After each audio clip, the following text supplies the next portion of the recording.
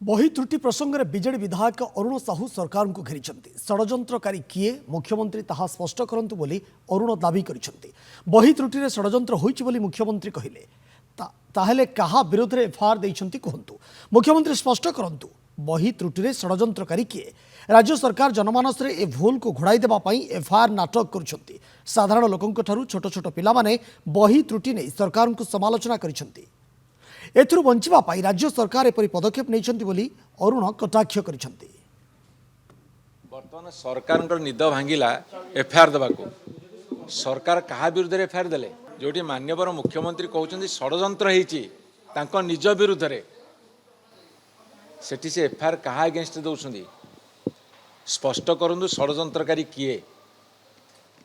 मान्यवर मुख्यमंत्री स्टेटमेंट होछि गोटे राज्यर स्टेटमेंट गोटे सरकार स्टेटमेंट गोटे सरकार स्वीकारोक्ति ताहले सी कौन गंध बारिले किए से षड्यंत्र कला जहाँफल सी कहले षड्यंत्र होइछि अर्थात से जानी ता प्रकाश करंतु। सिंपल कथा कहया गले सरकार सरकार विरुद्ध रे तदंत देइछंती एवं तदंत सरकार नियंत्रण रहिबो एवं से जेमिति चाहिए सेमिति रिपोर्ट देबे।